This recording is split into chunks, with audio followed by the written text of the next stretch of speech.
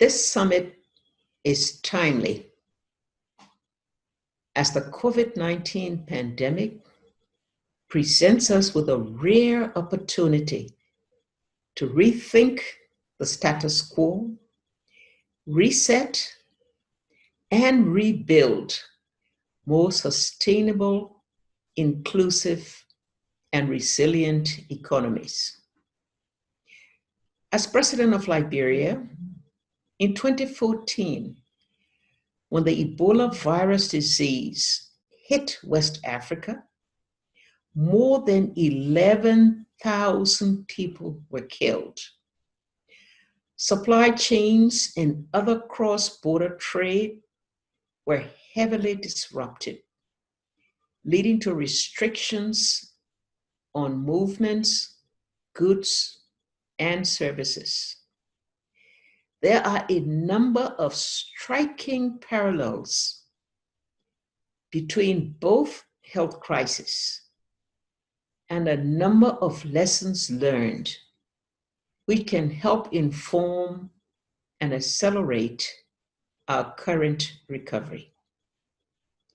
We learned that health crises are not gender neutral, and thus our recovery and response measures need to address and reflect this. Confinement exacerbates domestic violence against women.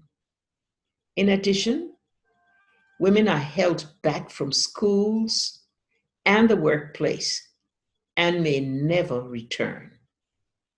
They have weaker social protection and safety nets, for example, because they are often employed in the informal sector. What are the implications for governments? We will not be able to successfully fight the pandemic unless our communities are also on board. We need to build community trust and buy-in so that they are first responders and effectively exchange information with regards to contact tracing. As such, we need to work with communities to ensure girls have the same opportunities as boys to continue their education.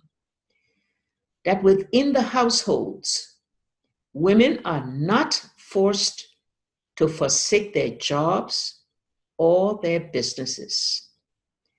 That workers in essential services, predominantly women, are as protected and valued in economic terms.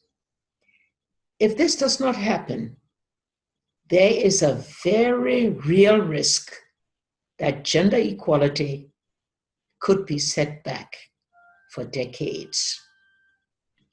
Trade is an essential element of the global cooperation agenda.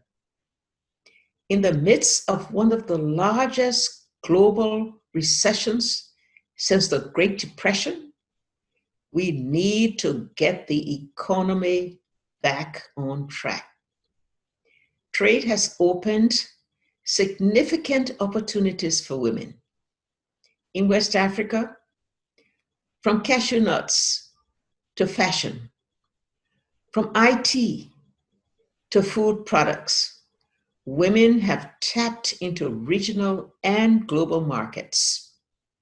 We need to ensure that we defend our open and rule-based trading system, a system that ensures a level playing field for small and large players from across the globe. For this reason, under my leadership, Liberia joined the World Trade Organization. But we also need to define what good trade is, define our ambition in terms of sustainable and inclusive trade, and put in place a roadmap to get there. Women and women-owned businesses should be placed at the center of our recovery effort, and it is in our economic interest to do so. It is estimated that promoting gender equality in response to this crisis could add 13 billion US dollars to global GDP by 2030 compared to a gender regressive scenario.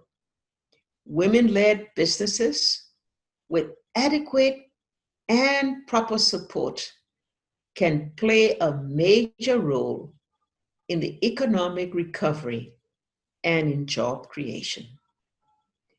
Women leaders have led effective country response, and women leaderships have been essential to our recovery efforts on the front lines of the crisis as nurses, doctors, and ministers of health, but also as teachers, scientists, engineers, and caregivers.